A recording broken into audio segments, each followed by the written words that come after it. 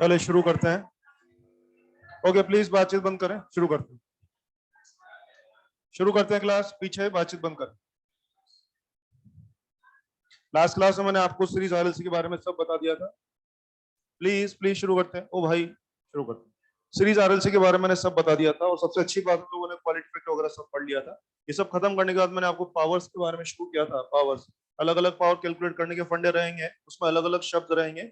जो शब्द वाली पावर पूछेंगे वो आपको बताना चाहिए। सब फर्जी पावर था, असली पावर का एक ही फॉर्मूला था, V R M S I R M S cos phi. उसी के फॉर्मूला को मैंने दो और तरीके से लिख दिया था, V R square by R या आई स्क्वायर लिखा था ना मैंने आप लोगों को। यस, तो उन सब फॉर्मूला को यूज करना बाकी रह गया था। चलिए शुरू करते हैं। पावर का फॉर्मूला समझ में आ गया सब लोगों को? यस। और आप ध्यान दीजिए कि मैंने लास्ट में जो फॉर्मूला लिखा था, जो फॉर्मूला लिखा था उसको मैंने दो तरह से और लिखा था। वो कैसे लिखा था अगर जानना है तो सुन लीजिए। आपको याद है पावर का फॉर्मूला मैंने लिखा था V R M S I R M S cos phi लिखा था ना। ओके, इसी को मैंने आई स्क्वायर आर या V R square upon R भी लिखा था ना। अगर किसी को जानना है कैसे है तो मैं बोल सकता हूँ ना। देखो ना, वी आर एम एस ये क्या हो जाएगा बच्चों? क्या I R M S into Z? ये क्या हो जाएगा? I R M S into Z. मानते हो ना आप लोग? अरे वी बराबर आई इंटू प्रॉब्लम, और ये क्या था? नेट वोल्टेज, तो आई इंटू नेट प्रॉब्लम लिख सकते हैं ना। और I R M S as it is रहेगा ही रहेगा। कोस फाई को क्या हम आर बाय जेड लिख सकते हैं क्या? तो जेड से जेड कट जाएगा। बोलो क्या आ रहा है यहाँ से? I R M S square into R आया कि नहीं? यस। तो जो फॉर्मूला था उसमें क्या आ रहा है? I R M S square into resistance आ रहा है। और क्या आप जानते हैं जो सर्किट करंट होगी वही आर की करंट होगी? जो सर्किट करंट होगी वही आर की करंट होगी। तो ये क्या हो जाएगा? I R square into R. ये फॉर्मूला मैंने आपको लिख के दिया था। इसके अलावा अगर आपको आर की करंट लिखनी है तो आर की करंट को क्या लिखा जा सकता है? क्या आर का voltage upon R? Hello R का हेलो। करंट क्या होगा? आर का पर्सनल वोल्टेज अपॉन आर, उसका स्क्वायर इंटू आर। ये लिख दिया और लिख दिया तो लिख दिया, क्या आ जाएगा? V R square by R आ जाएगा। बताइए, क्या मैंने कल 3 फॉर्मूला लिखे थे असली बात? यस। ये फॉर्मूला तो आप जान ही रहे हैं। आप ये फॉर्मूला भी ले सकते हैं और आप ये फॉर्मूला भी ले सकते हैं। मेन जो फर्क था वो ये था कि अगर आप ये वाले फॉर्मूला लेंगे तो आपको वी और आई क्या करना है? पूरे सर्किट के इस्तेमाल करने हैं, पूरे सर्किट के। अगर आप ये वाले फॉर्मूला लें, ये वाला फॉर्मूला, तो इसमें वी सर्किट का या आर का पर्सनल वोल्टेज आपको यहाँ पर लगाना पड़ेगा। आंसर में कोई फर्क नहीं है, तीनों से सेम ही आंसर आएंगे। और आप चाहेंगे तो एक दो सवाल ऐसे भी कर लेंगे जो हम तीनों से बना के देख लेंगे, जस्ट फॉर प्रैक्टिस। कंफर्टेबल? चलिए पावर के बारे में क्वेश्चन शुरू करते हैं। एक सर्किट के बारे में वोल्टेज ये है और उसी सर्किट के बारे में करंट ये है। ये देखिए, एक सर्किट का वोल्टेज और करंट हमें दिया हुआ है। वोल्टेज और करंट के फंक्शन ये सर्किट के बारे में। ये कैसे लिख दिया मतलब? अरे जो सर्किट करंट होगी वही आर की करंट होगी। एक मिनट, क्या भाई सीरीज के मामले हैं तो जो सर्किट करंट है क्या वही आर की करंट होगी ना? इससे मैंने लिखा। प्लीज ये फोटो बना लीजिए, सॉरी लिख लीजिए इक्वेशन। क्या रहा मुझसे, क्या कहा जा रहा है? जेईई मेंस के लिए मुझे क्या कहा गया? एक सर्किट के बारे में वोल्टेज है और करंट ये है। उन्होंने एक ही सवाल पूछा था, मैं प्रैक्टिस के लिए ज्यादा बात करूंगा। उनका सवाल था कि यस, क्या बोला उन्होंने मुझसे? एवरेज पावर लाइए।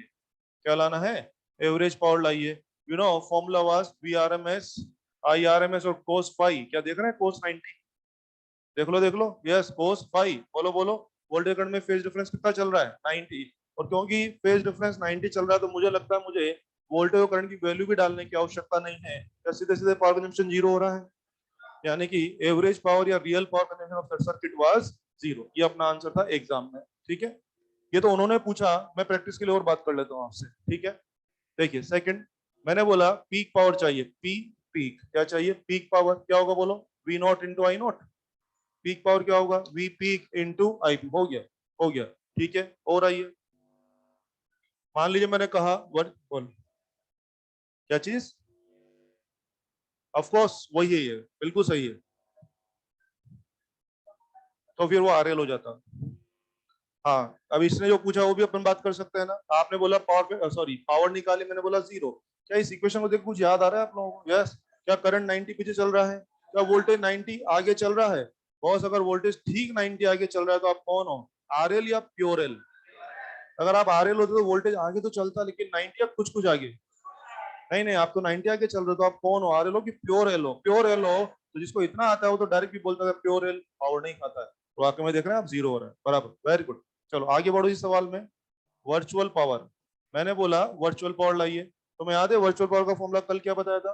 We R M S into I R M S. आओ चलो, V R M S I R M S, V R M S कितना है बच्चों, V naught by root two, I R M S कितना है, I naught by root two. क्या आपका answer आ चुका है, V naught I naught by two. ये कौन सी पावर है, वर्चुअल पावर। तो देख रहे हैं, मैं कभी पूछूंगा वर्चुअल पावर बताइए, कहीं बोलूंगा ये पावर बताइए, वो पावर जो पूछूंगा बता देना। और आपने कुछ फील किया होगा, मैं कल ही बोला था इस सर्किट का असली पावर कंजम्पशन कितना है, 0। और आप देख रहे हैं फर्जी नाम वाली पावर क्या, ये 0 की नॉन जीरो, नॉन जीरो तो आप समझ ही गए होंगे ना। असल में पावर 0 है, फर्जी पावर कैसे आ रही, नॉन जीरो। साले ये लोग असली पावर है, ये फर्जी है, फर्जी है। लेकिन अगर फर्जी नाम की पावर पूछने तो आप बताना पड़ेगा असली पावर या पावर डेफिनेटली कितनी आ रही है, 0 आ रही है। अगला क्वेश्चन, अगला क्वेश्चन, वी इंस्टेंटेनियस है 20 वोल्ट, आई इंस्टेंटेनियस है 10 एम्पियर, फेज डिफरेंस है 30 डिग्री। मुझे बोल रहा है इंस्टेंटेनियस पावर लाई है, इंस्टेंटेनियस वोल्टेज ये है, इंस्टेंटेनियस करंट ये है, फेज डिफरेंस। बोले इंस्टेंटेनियस पावर लाई, कल बताया था क्या मैंने इंस्टेंट पावर। बोलिए क्या हो जाएगा, वी इंस्टेंटेनियस 20, आई इंस्टेंटेनियस 10 और कोस 30। उसमें कोस वो था कि नहीं था, ये सीखना है आपको। तो कितना हो जाएगा 200, 200 क्या वाट। और आप देख रहे हैं इसमें जो फेज डिफरेंस बताया गया वो क्यों बताया गया, बच्चों को कंफ्यूज करने के लिए। क्योंकि आप जानते हैं ना, अपन पावर के नाम पे अक्सर क्या पढ़ रहे हैं, V R M S, I R M S, cos phi, generally यही होता है ना। तो बच्चे उसी माइंडसेट पर रहेंगे, कोस 30 को इस्तेमाल कर लेंगे, गलत आंसर आ जाएगा। आप देखो कौन सी पावर निकाली जा रही है, इंस्टेंटेनियस पावर। और उसके फॉर्मूला में सीधा सीधा कलम ने लिखा था V instantaneous and I instantaneous only. तुम्हारे कोस का कोई वहां पे रोल नहीं था। इस सवाल में फाई का कोई रोल नहीं है, वो जस्ट आपको चेक करने के लिए, कंफ्यूज करने के लिए बनाया है। इस सवाल में इंस्टेंटेनियस पावर कितना आ गया है, 200 वाट आ गया। अगला क्वेश्चन, अगला क्वेश्चन आई बोले, पीक पावर होता है ना, पीक देखो, हम फेज डिफरेंस वगैरह की तो बात ही नहीं करें। अगर पीक पावर बोल रहे हैं तो आपको सिर्फ क्या करना है, पीक वोल्टेज और पीक करंट का प्रोडक्ट देना है। अगर इंस्टेंटेनियस पावर बोल रहे हैं तो उस टाइम पे आपको क्या बोलना है, सिर्फ इंस्टेंटेनियस वोल्टेज और करंट का प्रोडक्ट देना है, ये हम बोल रहे हैं। फेज डिफरेंस कितना है और कितना नहीं है फॉर्मूला में वो शामिल ही नहीं। बोले फॉर्म फेज डिफरेंस होता है लेकिन वो फॉर्मूला में शामिल नहीं है। फेज डिफरेंस या कोस फाई का रोल केवल कौन से फॉर्मूला में आ रहा है, एवरेज या रियल पावर में आ रहा है। बाकी इस फॉर्मूला में उसका रोल ही नहीं है, और बाकी फॉर्मूला असली पावर भी नहीं दे रहे। ठीक है, आगे बढ़े। अगला सवाल, अगला सवाल अपने नीट का ले रहा हूं मैं। उन्होंने हमसे कहा था कि आरएलसी सर्किट है, सीरीज आरएलसी है, और उसने हमसे कहा था रेजोनेंस है। खुद ने कह दिया रेजोनेंस। वो पता है रेजोनेंस कैसे बोला था, वही कहानी जो मैंने कल सुनाई थी। कैसे बोला था, आरएलसी में से एल को बाहर निकाला, 30 डिग्री का डिफरेंस आया। अगली बार सी को बाहर निकाला तो फिर 30 डिग्री का डिफरेंस आया। तो ऐसा वैसा ये 30 की कहानी सुन के क्या मुझे रेजोनेंस पता लग गया। मैंने बताया होगा इस तरह का आपको, नहीं बताया। सुनो, मैंने बोला था ना कि रेजोनेंस होता है तो लिख के कभी भी नहीं दिया जाएगा, आपको डायरेक्टली इनडायरेक्टली बोला जाएगा कि देखो रेजोनेंस है, तो वो बातें आपको इशारों में कही जाएगी। तो इस सवाल में ये नहीं बोला था रेजोनेंस है, इस सवाल में क्या बोला, सीरीज आरएलसी है, एल को बाहर निकाला तो फेज डिफरेंस 30 का आया है। अगली बार सी को बाहर निकाला तो भी फेज डिफरेंस 30 का आया है। बोल रहा है कि फिर उसके बाद कुछ जरा सोचो इसका मीनिंग क्या हो गया। आरएलसी में एल की एब्सेंस से 30 का फेज डिफरेंस आया, और सी की एब्सेंस से भी 30 का फेज डिफरेंस आया। इसका मतलब एल और सी का वेटेज क्या बराबर था। जिस मेंबर की एब्सेंस से 30 का डिफरेंस आया, दूसरे मेंबर से भी 30 का, अरे दोनों का वेटेज क्या है, बराबर है। अगर दोनों का वेटेज बराबर है और सर ने बोला दोनों झगड़ा करते हैं, तो इसका मतलब दोनों रहेंगे खत्म खत्म। क्या बातों बातों में ये रेजोनेंस की बात हो गई है, यस। तो वो आपको समझना है। तो पूरा इसमें बोला हुआ था, मैंने शॉर्ट में लिख दिया, आरएलसी है और रेजोनेंस में। समझ में आ जाएगा, समझ में आ जाएगा। चलिए, रेजोनेंस में है, और मुझे कहा गया कि इफ वी सप्लाई था बच्चों 200 वोल्ट, बोला कि रेजिस्टेंस है 100 ओम, मुझे बोला कि पावर लाइए। क्या लाइए, पावर लाइए। ठीक है, कौन सी पावर बताना चाहेंगे, फर्जी या असली पावर। असली पावर बताना चाहेंगे, चलो काम शुरू करते हैं, आ जाओ। यस, मैं चाहूँ ऐसा करते हैं, तीनों ही फॉर्मूला से करते हैं सवाल को, असली पावर तीनों फॉर्मूला से करते हैं, जस्ट फॉर प्रैक्टिस। आओ देखो ना, अगर आपको असली पावर ही निकालनी है तो सबसे पहली बात बच्चा क्या करेगा, power, V R M S, I R M S and cos phi, ये फॉर्मूला होता है ना आपका। यस, चलो बात करें। वी आर एम एस कितना है आपका 200, I R M S V by Z, V by Z, V कितना है आपका 200, और जेड कितना है आपका इस सवाल का, हाँ हाँ इस सवाल का जेड कितना है, क्या 100 हो रहा है क्या, क्योंकि आप तो रेजोनेंस में हो ना, आर आर यानी क्या 100 हो रहा है क्या। और यार पावर फैक्टर कितना होगा 1, क्योंकि आप किस मोड में हो आजकल, आप रेजोनेंस मोड में हो, तो पावर फैक्टर सोल्व करेंगे, सीधा 1 बोल दें, सीधा 1 बोल, हो गया, आपका आंसर है 400 वाट। पी बराबर आपका आंसर है 400 वाट। देखो कितना आसानी से आंसर आ गया आंसर। ये सवाल अपने एग्जाम में पैराग्राफ के फॉर्म में था, इतना बड़ा पैराग्राफ में, तो पैराग्राफ में याद है ना, वही कहानी सुना रही, इसको बाहर हटाए तो 30 है, उसको, वो कहानी का चक्कर में इतना बड़ा सवाल हो गया, तो देखो उतने बड़े सवाल का आंसर कितना है, एकदम एक लाइन में आंसर 400 वाट आंसर। ठीक है, ओके। मान लीजिए कोई बच्चा कहता है यार मेरे को तो वी आर स्क्वायर से दूसरे फॉर्मूला से करना है, किससे, बोले यार इससे करना है मेरे को, इससे करना, तो फिर ऐसा कर, तुझे यहाँ पर आर का वोल्टेज, पर्सनल वोल्टेज तैयार करना पड़ेगा। क्या हम आर का पर्सनल वोल्टेज अपनी नॉलेज से तैयार कर सकते हैं? यस। बोलिए आर का वोल्टेज क्या होना चाहिए आपके हिसाब से? क्या वी सप्लाई के बराबर? क्या वो 200 वोल्ट ही हो रहा होगा? क्यों, ऐसा क्यों जजमेंट लिया आप लोगों ने? रेजोनेंस, रेजोनेंस चल रहा है तो भाई पूरा सप्लाई वोल्टेज किसके खाते में जाएगा? आर के खाते में। क्या मैंने अपने लेवल पे आर का पर्सनल वोल्टेज पता कर लिया है? चलो अब चलो फॉर्मूला पे, पावर बराबर V R square upon R, ये करने जा रहे हैं, तो ये होगा निश्चित रूप से आपका कितना आंसर है? 400 वाट। थर्ड, कोई बंदा बोलेगा कि यार मेरे को तो आई स्क्वायर आर से करना है, ठीक है आई स्क्वायर आर से कर ले, तो पहले तू आई का इंतजाम कर। आई आई क्या होगा सर्किट में? We by Z. वी कितना है? 200, और जेड कितना है सर्किट का? हाँ, इस सर्किट का जेड कितना है? 100। Very good. बोलो बोलो, क्या करंट 2 एम्पीयर चल रही है तुम्हारे यहाँ? यस। बच्चे तुम्हारे सर्किट में 2 एम्पीयर करंट चल रही है, हो गया, तुमने करंट पता कर ली ना। अब जाओ फॉर्मूला पे जाओ, पावर आई स्क्वायर आर करना चाह रहे हैं आप, तो 2 का स्क्वायर और आर कितना था? 100। इज इट 400 वाट? कितना आ गया ये? 400 वाट आ गया। तो जस्ट एक आइडिया देने की कोशिश की है कि मेरे कहने से नहीं चलना है, तुम्हें जिसमें सहूलियत हो, जो तुम्हें आसानी से काम करता हो, डेटा जिस तरह से हो, जिसमें कम टाइम में आंसर आता हो, उससे आप काम करें, ये आंसर आ जाएगा। अगला क्वेश्चन, अगला क्वेश्चन है, इन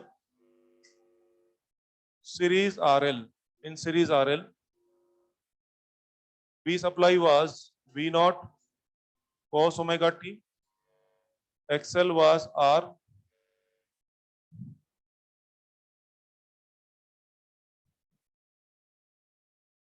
लिख दीजिए फटाफट से।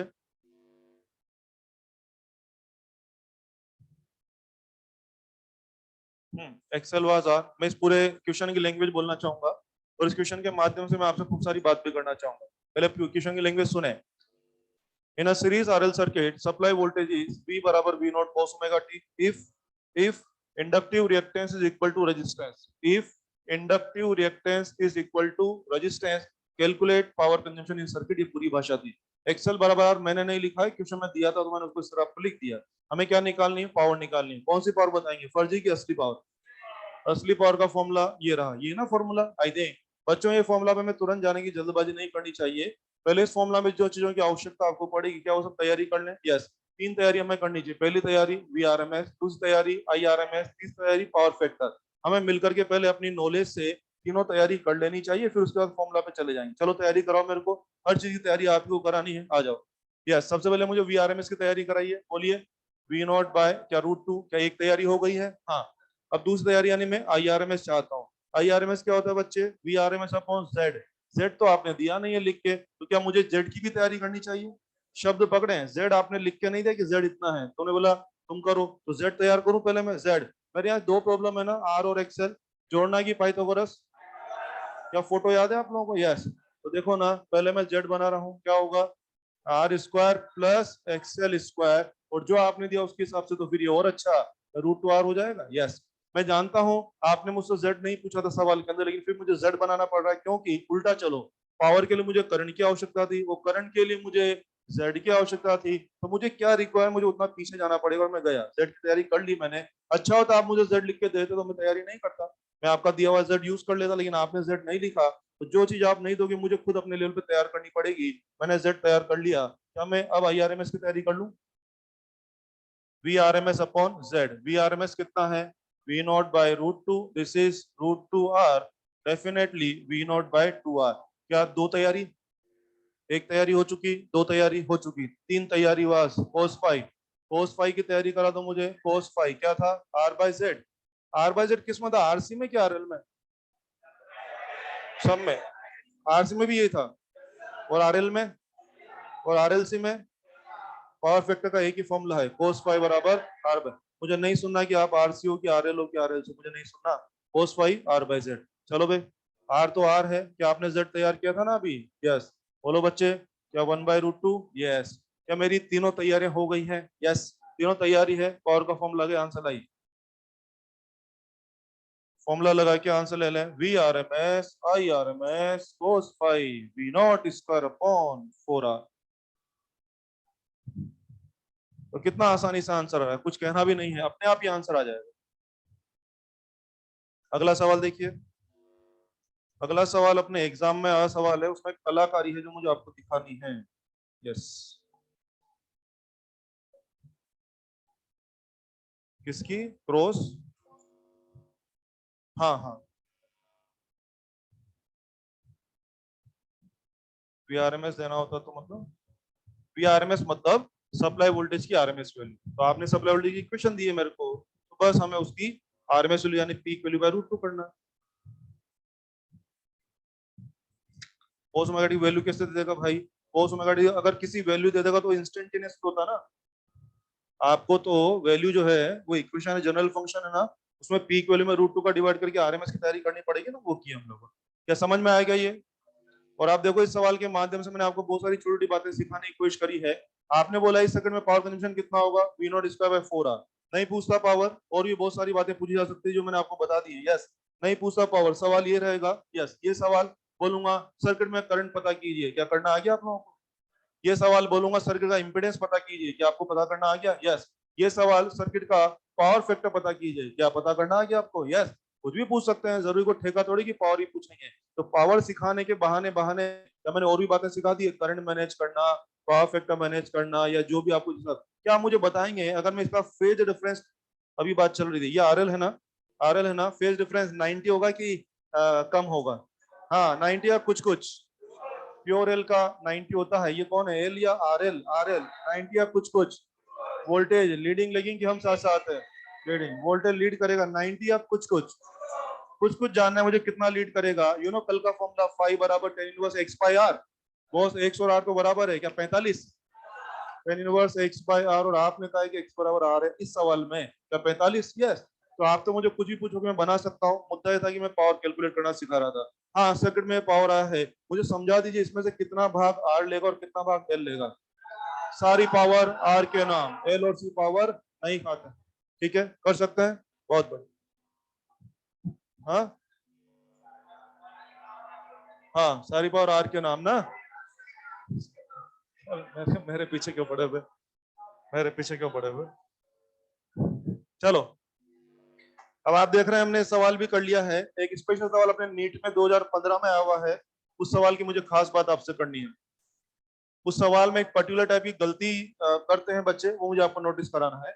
आपके मॉड्यूल में वो क्वेश्चन जो है ना, वो है पेज नंबर 183 पर है, और क्वेश्चन नंबर 16 है, ठीक है ना? वो आपके मॉड्यूल में दिया हुआ है, मैं बोल रहा हूँ उसको, आराम से सुनिए। मॉड्यूल की जरूरत नहीं है आपको, आराम से। कितना अच्छा लगता है ना, मास्टर को कष्ट हो तो नहीं। बोले ऐसा तो सब कुछ बिगाड़ नहीं पाएंगे, बोले कहीं थोड़ी थोड़ी खुशियां वैसे ले लेते हैं, इसीलिए हल्ला करते हैं। बोले ठीक है, ऊपर वाले तो इसकी स्थिति से करेंगे ना, हाँ हम तो नहीं कर पाएंगे, तो हाँ तुम चिंता मत करो बे, तुम मेरा कितना ही बुरा करो, मेरे चाहने वाले ज्यादा है। इस बात में मुझे खुशी है, पता है ना। आप अगर मेरा, बस बस, है ना, तो मैं, कुछ लोग अगर मेरे दुश्मनों से फर्क नहीं पड़ता, मेरे चाहने वाले ज्यादा है। बस,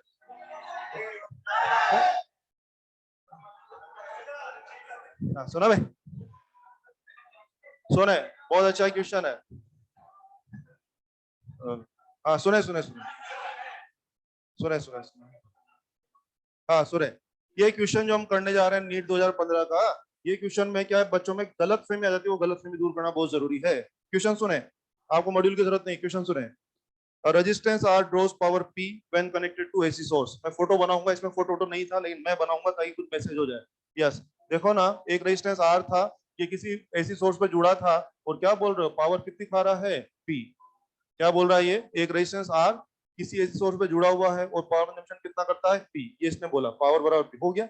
अब क्या कह रहे हो आगे बढ़ के, if an inductance is now placed in series with resistance, इस रेजिस्टेंस के सीरीज में एक इंडक्टेंस प्लेस कर रहे हैं, so that impedance becomes Z, now power consumption is, यानी कि नया सीन क्या है, सुने सुने सुने, नया सीन क्या है, नया सीन शायद ये, पहले आर थे, अब इसके बाद क्या लगा इंडक्टर, और आपका इंपीडेंस कितना हो गया है, जेड, उसने कहा इंपीडेंस कितना हो गया है, जेड हो गया है, और अब बोल रहे हैं पावर कितनी है, पावर है मान लीजिए पी डैश, पूछ रहा है पी डैश कितना होगा।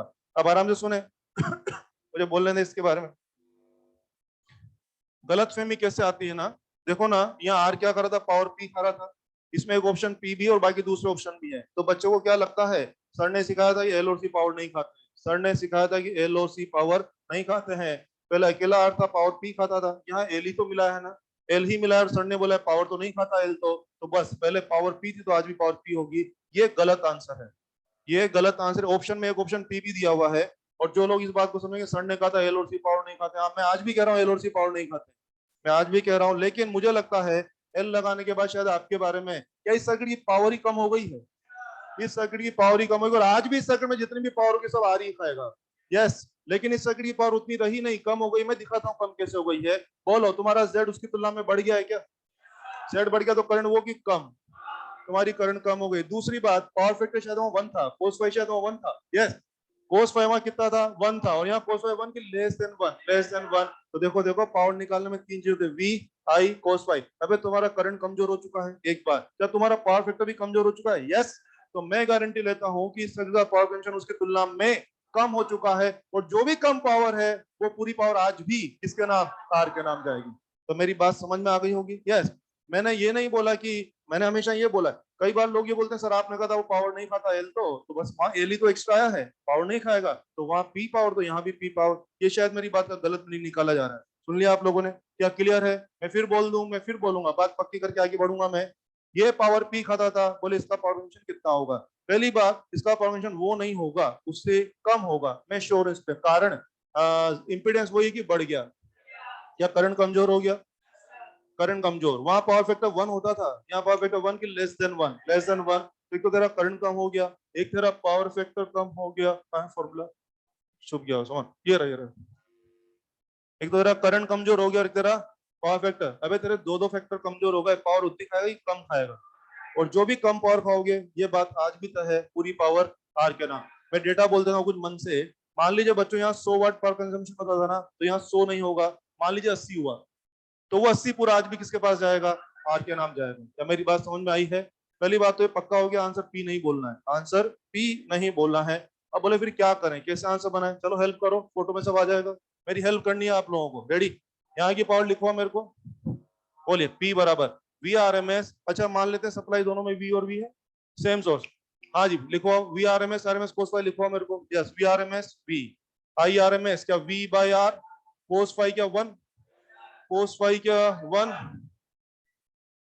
पावर बराबर वी स्क्वायर बार, एक जानकारी, चलो उधर की पावर लिखो पी डैश, उसको पी डैश बोल रहा हूँ, yes ready, V R M S I R M S cos phi, सब आप लिखवाओगे, V R M S V, I R M S V by Z, बहुत अच्छा बोल रहे हैं आप, वी बाय जेड, और पावर फैक्टर लिख दिया मैंने, पी डैश कितना हो गया बच्चों, V square upon Z square into R, हो गया ना, वी स्क्वायर हो गया, यस, मुझे पी डैश चाहिए इन टर्म्स ऑफ पी, क्या मैं दोनों को डिवाइड कर लूं, यस, डिवाइड करके देख लीजिए 2/1 करके देख लीजिए, पी डैश बराबर आ रहा है P into R by Z का होल स्क्वायर, बोलिए मेरा आंसर पी डैश क्या है, पी या अलग है, मेरा आंसर पी नहीं है, मेरा आंसर पी इंटू समथिंग है, और पी आंसर पी ऑप्शन भी उसने दिया हुआ है, पी ऑप्शन होगा कि कतई नहीं होगा, और क्या आप फील कर पा रहे हैं वाकई में पावर कमजोर हो गई है, क्योंकि भाई साहब आर की तुलना में जेड ज्यादा, तो ये फिगर पी से तो, हाँ ये फिगर पी से तो ज्यादा है कि कम है, तो मैं गारंटी लेता हूं पावर तुम्हारी कम हुई, और आज भी सारी पावर किसके नाम,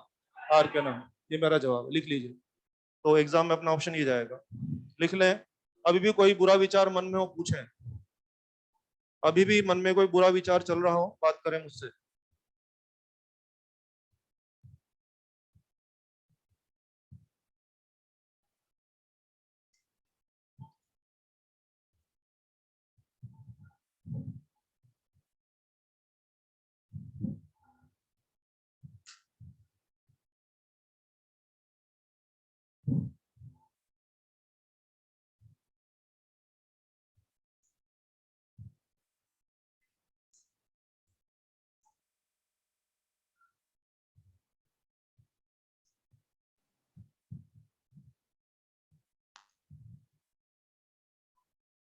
बोलो। आई थिंक मैंने पावर के बारे में आपको सफिशिएंट प्रैक्टिस करा दी है। पावर के क्वेश्चन अपना बहुत कॉमन टेंडेंसी अपने एग्जाम में पावर के क्वेश्चन अक्सर आते रहते हैं, आप लोग इससे जो काम कर लेंगे। ये था पावर की कहानियां। आगे बढ़ते हैं।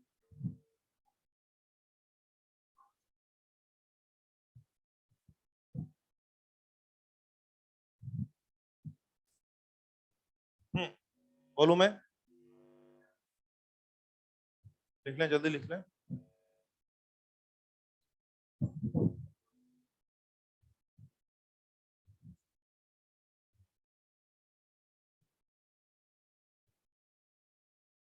चलिए, हम लोगों ने पावर कैलकुलेट करना भी सीख लिया है। अब चीजों को आगे बढ़ाते हैं। कुछ छोटे छोटे शब्द है उनसे इंट्रोड्यूस होते हैं। एक शब्द है वाटलेस करंट। Wattless current. आइए ध्यान दीजिए, जो आजकल आप सर्किट करंट पढ़ते हैं, क्या पढ़ रहे हैं आप लोग? सर्किट करंट पढ़ रहे हैं ना? Circuit current.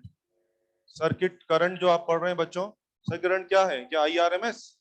बोलो बोलो, किसी भी सर्किट में अपन करंट क्या लिखते हैं? I R M S. ध्यान दीजिए, सर्किट करंट के दो भाग हैं। एक होता है वाटलेस करंट, वाटलेस, और एक होता है वाट फुल करंट। वाट फुल करंट, शायद नाम से फील आ रहा होगा। वाटलेस करंट का वो ऐसा इसकी वाट लगी हो, तो क्या बोलना? वाट लेस। और सीधी सी बात यह है, एक्चुअली सर्किट में जो भी आपकी करंट फ्लो होती है ना, वो पूरी करंट ही पावर के लिए जिम्मेदार नहीं होती है। एक्चुअली एसी के मामले में सर्किट करंट के दो टुकड़े किए जा सकते हैं। सर्किट करंट का वो हिस्सा जो कि रियल में पावर कंजम्पशन के लिए जिम्मेदार है, उसको बोलते हैं वाट फुल करंट। नाम पकड़ो, नाम वाट फुल करंट। और सर्किट करंट का वो हिस्सा जो कि पावर कंजम्पशन के लिए बिल्कुल भी जिम्मेदार नहीं है, उसको क्या बोलते हैं? Wattless current. इनके और भी बहुत सारे नाम है। इसको वाटलेस बोलते हैं, पावरलेस बोलते हैं, वर्कलेस करंट बोलते हैं। वाटलेस, पावरलेस, वर्कलेस करंट क्या बोलते हैं? फर्जी current. And this is वाटफुल current, powerful current और वर्कफुल करंट, इस तरह के शब्द इनके लिए इस्तेमाल होते हैं। सुन लिया आप लोगों ने? यस। तो इनका बड़ा आसान फॉर्मूला है I wattless. I wattless nothing but that is simply I R M S sine phi. और I wattful, that is simply I R M S cos phi. Yes. आज के बाद मैं कहीं बोलूं वाटलेस करंट लाइए, तो आप क्या ले आइए? I R M S sine five calculate कर लेना। मैंने बोला वाट फुल करंट कैलकुलेट करी, तो आप I R M S cos five calculate कर लेना।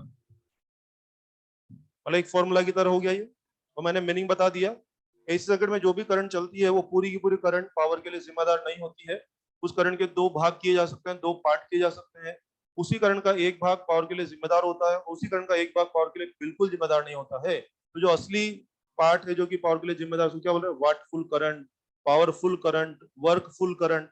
और जो फर्जी करंट है जो पावर के लिए कतई जिम्मेदार, उसको क्या बोल रहे हैं? Wattless current, powerless current, workless current. इस तरह की टर्मिनोलॉजी उसके लिए यूज करते हैं। फॉर्मूला याद होना चाहिए। साइन फाइव वाला component sine component wattless, and cos component wattful. सुन लिया आप लोगों ने? यस। जैसे आपके न्यूमेरिकल में, सुनो, आपके मॉड्यूल में एक सवाल में, फॉर्मूला कहाँ गया है पावर का? ये रहा। आपके न्यूमेरिकल में, आपके मॉड्यूल में एक सवाल में पूछा है वाटलेस, वाटलेस पावर बताइए। हाँ, सुनो सुनो, आपके मॉड्यूल में एक न्यूमेरिकल है, पता उसमें क्या पूछा हुआ है? पूरा सवाल दे दिया, बोल रहा है वाट लेस पावर बताइए।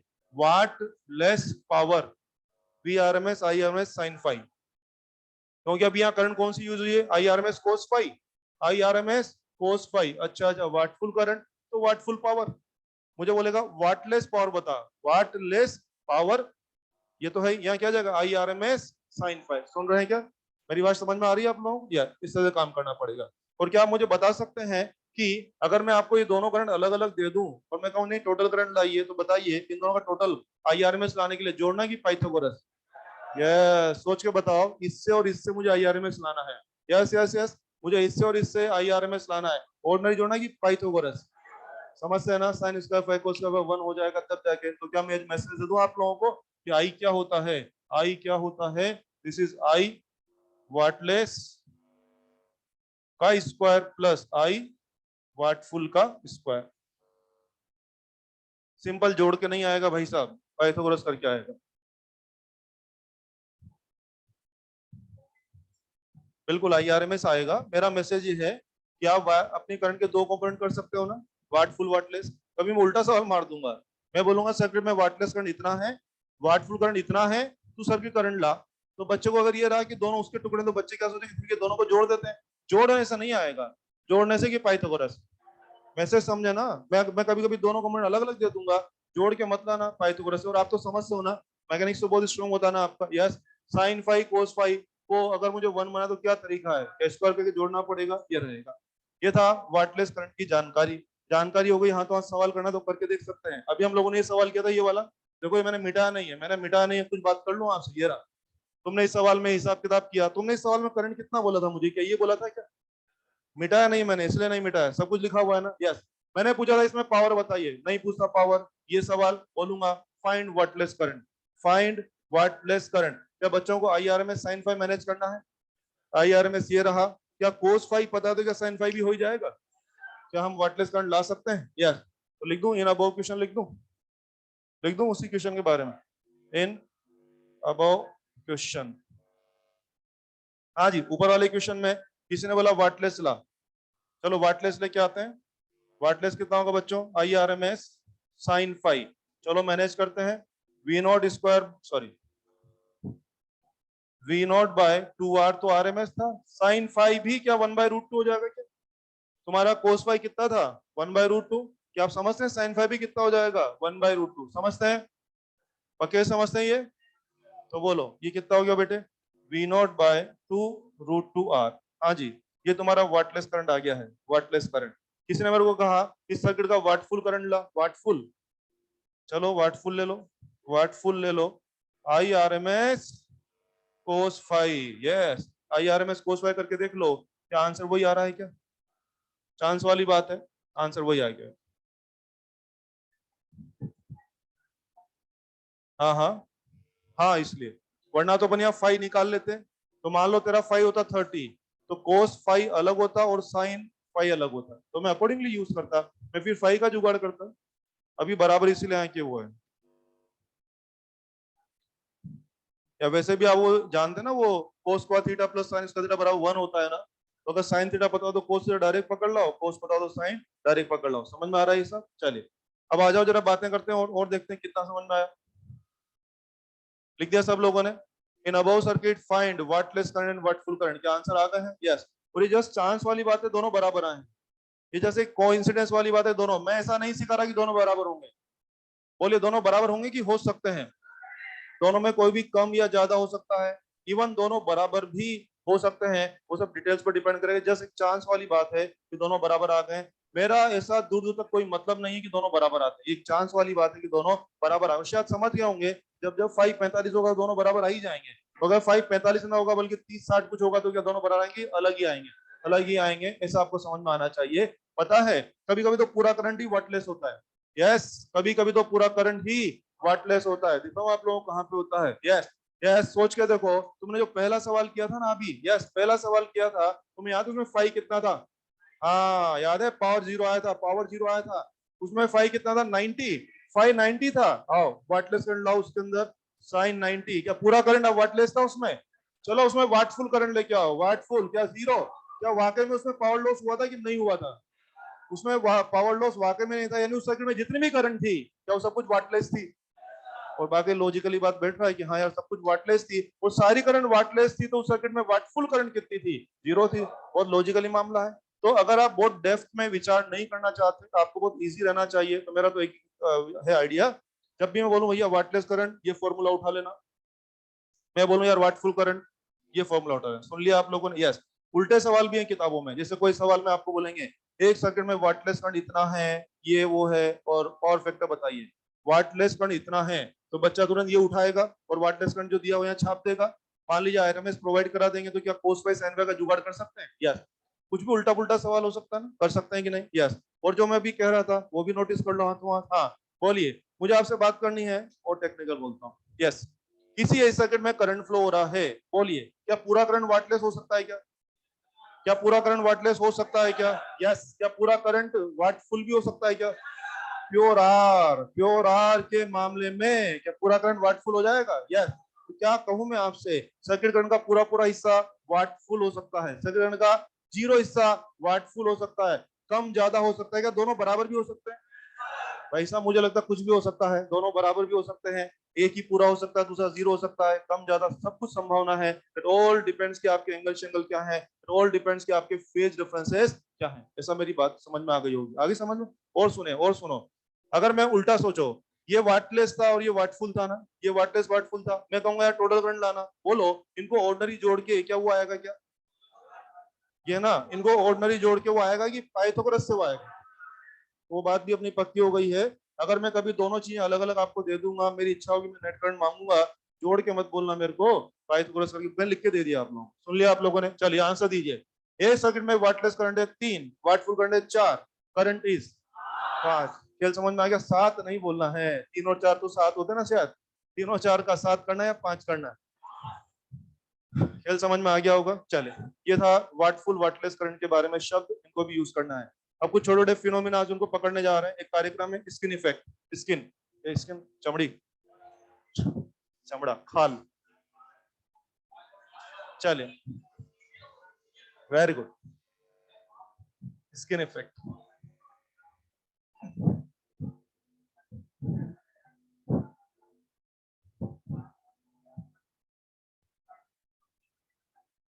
स्किन इफेक्ट, हाँ सुनो भाई, स्किन इफेक्ट की बात कर रहे हैं। एक छोटा सा फिनोमिना है, ध्यान दो, स्क्रीन नहीं है, स्क्रीन इफेक्ट तो शायद अलग होता है ना, SCREN, स्क्रीन। तुम्हारे उसमें पढ़ते हो तुम एटॉमिक स्ट्रक्चर में। हाँ नहीं नहीं नहीं नहीं, स्क्रीन नहीं,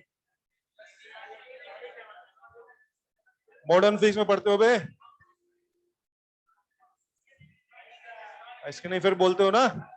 एटम में जब इलेक्ट्रॉन ऊपर से नीचे ट्रांजिशन करता है तो नीचे वाले विरोध करते हैं, screen effect, that is called screen effect. मुझे याद आया।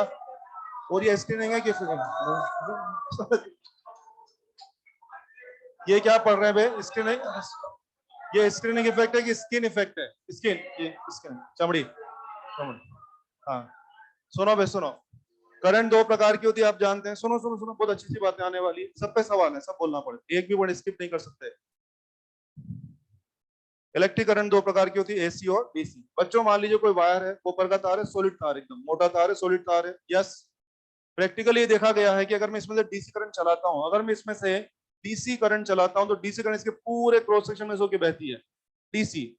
अगर मैं इसमें एसी करंट चलाता हूं, एसी की आदत है वो केवल इसकी सरफेस सरफेस से फ्लो हो रही है, पूरे क्रॉस सेक्शन से फ्लो नहीं हो रही, केवल इसके सरफेस सरफेस यानी कि स्किन, जैसे अपनी बॉडी की सरफेस का स्किन। तो डीसी तो पूरी जगह में से फ्लो हो रही है, और एसी क्या कर रहा है, पूरे क्रॉस सेक्शन की बजाय केवल सरफेस से फ्लो हो रही है। तो क्या मैं कह दूं कि इसकी स्किन से फ्लो हो रही है, and this is called skin effect. Final करिए, कौन दिखाता है स्किन इफेक्ट, डीसी या एसी? क्या स्किन इफेक्ट का मीनिंग समझ में आ गया? किसी भी वायर में से जब एसी करंट फ्लो करते हैं, वो पूरे तार में से फ्लो होने के बजाय केवल उसके सरफेस से फ्लो होती है। This phenomena is called skin effect. ठीक है, ये तो इसका फिनोमेना हुआ। अब इसके क्या फायदे नुकसान है, हमें उस पर चर्चा करनी है, तो लिख लो, लिख लो अपने हिसाब से, मैं बोलूं, मैंने समझा दिया ना। देखो कि एसी करंट फ्लोज थ्रू, देखिए please, AC current flows through outer surface of wire, flows through outer surface of wire, outer surface of wire, it is skin effect, it is skin effect। इसको क्या बोलना है, skin. Word word match कर पा, relate कर पा रहे हैं? कहां से फ्लो हुए, पूरे तार में या तार की स्किन में से? तार में से नहीं, तार की स्किन, इसलिए बोल दिया, बहुत अच्छा। इसको क्या बोल दिया, स्किन इफेक्ट बोल दिया सब लोगों ने। अब यार अगर डिस्कस करें तो इसका कोई ना कोई बात तो होगी, तभी तो डिस्कस कर रहे हैं। अब अगर साइंटिस्ट लोगों ने इसको खोज ही लिया तो उसके फायदे नुकसान पे चर्चा करते हैं। ठीक है, आइए, स्किन इफेक्ट कौन दिखाता है, दोनों या एसी? डीसी तो फर्स्ट क्लास पूरे जगह में से फ्लो होता है। ठीक है, और आइए, मान लीजिए फायदा नुकसान सोच रहे हैं। मेरे पास कोई मोटा तार है, उसका क्रॉस सेक्शन है, मोटा तार है, उसका कोई क्रॉस सेक्शन है। बच्चों, मैंने इसमें से क्या चला दिया, एसी करंट चला दिया। मुझे गाइड कीजिए, एसी कहां से फ्लो रहा है, पूरे तार में से या केवल सरफेस? ये ब्लू से मैं दिखा रहा हूँ, क्या इतनी सी जगह से फ्लो हो रहा है? पूरा तार को छोड़ केवल बाउंड्री में से फ्लो हो रहा है? यस। अगर बाउंड्री से में फ्लो हो रहा है तो बताइए क्या हो गया, आर इफेक्ट, सॉरी, इसमें से जो है ना, ऐसा बोल के, इफेक्टिव क्रॉस सेक्शन क्या बहुत कम यूज किया, पूरा क्रॉस सेक्शन यूज किया बहुत कम, बहुत कम, यानी इफेक्टिव क्रॉस सेक्शन एरिया कम। मैंने सुना है कि रेजिस्टेंस आप लोग पढ़ते थे रो एल बाय ए, और आपका ए इफेक्टिव वही है कि बहुत कम, बहुत कम? तो बोलिए, क्या मैं कह दूं आर इफेक्टिव बढ़ जाएगा, ज्यादा कि बहुत ज्यादा? बहुत ज्यादा। एसी के अंदर एक प्रॉब्लम है कि वो पूरे तार में से बहने की बजाय केवल तार की आउटर सरफेस से बहती है। इस वजह से तार का effective cross section area is very very less, so तार का resistance becomes very very high. तो आप समझ रहे हैं चल रहा है ये कोई तार है, ये कोई तार है बेटे, ये कोई तार है। अगर मैं इस तार में से डीसी चलाऊंगा तो उसको कम रेजिस्टेंस ऑफर करेगा तार, और इसी तार में से मैं एसी चलाऊंगा तो वही तार एसी को ज्यादा रेजिस्टेंस ऑफर कर रहा है। किसकी गलती है, तार की या एसी की? डीसी पूरी जगह में से बहा, उसको कम रेजिस्टेंस मिला। एसी केवल सरफेस में बहा तो उसको ज्यादा रेजिस्टेंस मिला। किसकी गलती है, तार की कि एसी की? एसी की। ये हो गया प्रॉब्लम। आपका आर इफेक्टिव बढ़ जाएगा, और बढ़ जाएगा तो जो ट्रांसमिशन में जो लॉस होते हैं, आई स्क्वायर आर लॉस, वही रहेंगे, बढ़ जाएंगे, बढ़ जाएंगे। यानी कि सेम वायर क्या कर रहा है, आपको ज्यादा रेजिस्टेंस ऑफर कर रहा है। क्यों ना, जो अपन इलेक्ट्रिक एसी को इधर से उधर ट्रांसमिट करेंगे, ट्रांसमिशन करते ना, इधर से उधर भेजते हैं, तो अगर आपका रेजिस्टेंस ज्यादा हो रहा है भाई साहब, तो आपके रास्ते में लॉसेस बहुत ज्यादा हो जाए। तो बोलिए, स्किन इफेक्ट अच्छी बात है कि नुकसान कर रहा है? नुकसान। ये तो क्या प्रॉब्लम। अब बात आती है सॉल्यूशन पे। ऑब्वियसली साइंटिस्ट लोगों को जब भी कोई प्रॉब्लम दिखता है तो उसका टेक्निकली सॉल्यूशन ढूंढते हैं वो लोग। ये हुआ प्रॉब्लम। अब आते हैं सॉल्यूशन पे। उन्होंने क्या बोला कि अगर आपको इतना बड़ा तार यूज करना है, इतना मोटा तार यूज करना है, इतना मोटा तार सिंगल पीस यूज करने के बजाय मल्टी स्ट्रैंड वायर यूज कर लो। क्या यूज कर लो? Multi strand. मल्टी स्ट्रैंड का मतलब क्या हो गया, 8-10 तारों का ऐसा बंच बना दें, 8-10 तारों का बंच बना दें, तो उसको बोलते हैं मल्टी स्ट्रैंड वायर। इसको बोलते हैं सिंगल स्ट्रैंड, उसको बोलते हैं मल्टी स्ट्रैंड। इस तरह की टर्मिनोलॉजी होती है इंजीनियरिंग के अंदर। ये क्या है, सिंगल स्ट्रैंड वायर। और ये क्या हो गया, मल्टी। अभी मैं बहुत सारा बोलूंगा इसके बारे में, अभी सब समझ में आने लग जाएगा। यस, ओवरऑल तार उतना ही मोटा ये है, ओवरऑल उतना ही मोटा ये है, मगर एक सिंगल तार है, और ये क्या 8-10 तारों का बंच है। तो हमसे इसको क्या बोला जा रहा है, सिंगल स्ट्रैंड वायर। इसको क्या बोलते हैं, मल्टी स्ट्रैंड वायर। और दोनों की ओवरऑल मोटाई बराबर है, दोनों की ओवरऑल मोटाई बराबर है।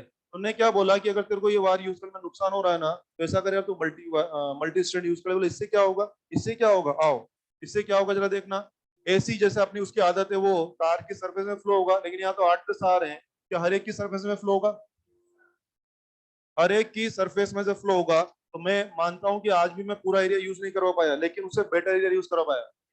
पूरा एरिया तो मैं यूज नहीं करवा पाया यार, लेकिन उससे तो बेटर एरिया यूज करवा पाया। तो क्या मैं कहूँ ए इफेक्टिव क्या बढ़ गया है? तो बोलिए आर इफेक्टिव कम हो जाएगा, तो बोलिए आई स्क्वायर आर लॉस भी, आई स्क्वायर आर लॉस भी कम हो जाएंगे। स्किन इफेक्ट समझाया, this was the problem and this was the solution. Final करिए। यस, स्किन इफेक्ट का जो लॉस होता है उसको दूर करने के लिए क्या यूज करें, सिंगल स्ट्रैंड या मल्टी स्ट्रैंड? मुझे बताएंगे एसी के लिए कौन बेटर तार रहेगा, सिंगल या मल्टी? डीसी के लिए दोनों की परफॉर्मेंस सेम रहेगी, डीसी के लिए दोनों की परफॉर्मेंस सेम रहेगी। भाई साहब, डीसी को तो यहाँ भी पूरे क्रॉस सेक्शन से गुजरना है, और डीसी को तो यहाँ भी पूरी। यस, किताबों में क्वेश्चन है डीसी के लिए कौन सी केबल अच्छी रहेगी, डीसी के लिए सेम परफॉर्मेंस। एसी के लिए कौन सी केबल अच्छी रहेगी, सिंगल या मल्टी? मल्टी।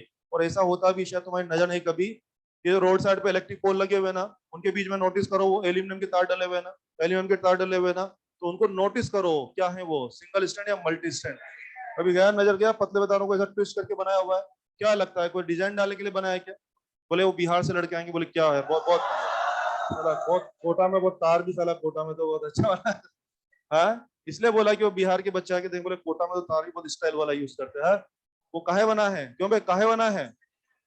Skin effect. क्योंकि उन तारों में कौन दौड़ रहा है, डीसी की एसी?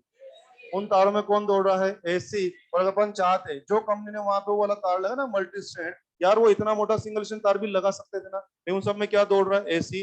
अगर वो सिंगल स्ट्रैंड तार यूज करते तो क्या होता, नुकसान ज्यादा होता। नुकसान को कम करने के लिए क्या किया गया है, जानबूझ करके मल्टी स्ट्रैंड वायर लगाया गया है। तुमने नोटिस किया, इवन अपने घर के अंदर भी एसी चलता है। तुमने नोटिस किया, अपन घर में कभी तार को छीलते हैं तो क्या बोले पतले पतले 8 वायर निकलते हैं? क्या वो डिजाइन डालने के लिए होता है क्या? बोले अच्छा लगेगा, देखिए 8-10 पतले वायर निकल रहे हैं। हाँ, बहुत से कंजूस लोग तो 8 तार बना लेंगे उसके। हाँ, तो वो काहे किए हैं, काहे काहे काहे किए हैं? स्किन इफेक्ट का असर रिड्यूस करने के लिए। क्या मेरी बात समझ में आ गई सबको? क्या मेरी बात समझ में आ गई सबको? और समझ में आ गई तो मैं और पूछना चाहूंगा। यस, सुने, डीसी के लिए कौन सा अच्छा है, सिंगल या मल्टी? डीसी डीसी डीसी दोनों। एसी के लिए मल्टी। अब और सुने, और सुने, अब मैं देखता हूँ कितना समझ पाए है। ओके, सेम मोटाई का एक ये तार है, सेम मोटाई का एक ये तार है, और सेम मोटाई का एक और तार है। ये तार 10 तार से बना है, और इतनी मोटा का एक और तार जो 20 तार से बना है, एसी के लिए कौन सा बेटर रहेगा? खेल समझ में आ गया? जितने पतले पतले तार लोगे क्या इफेक्टिव एरिया बढ़ता जाएगा? दैट्स इट, खेल समझ में आ गया। मैं चाहता हूं अधिक से अधिक क्रॉस सेक्शन एरिया यूज करा पाऊं ताकि आपका इफेक्टिव एरिया ज्यादा होगा, तो आपका रेजिस्टेंस कम होगा, तो रास्ते का नुकसान भी कम हो जाएगा। स्किन इफेक्ट, प्रॉब्लम, सॉल्यूशन, जो लिखना है लिख लीजिए। ये थी स्किन इफेक्ट की कहानी। छोटे छोटे पॉइंट्स हैं तो सब समझे आप लोग।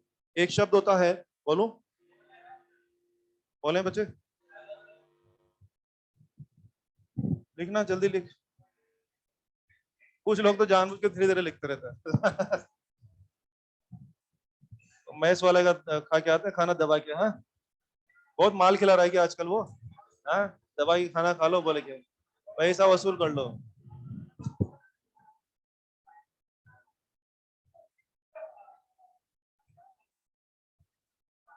ये था किसके बारे में? Skin effect. एक शब्द है चोक कोयल। चोक कोयल भी एक बहुत सुंदर शब्द है, चोक कोयल, चोर कोयल नहीं है, चोक कोयल है। अरे समान समान,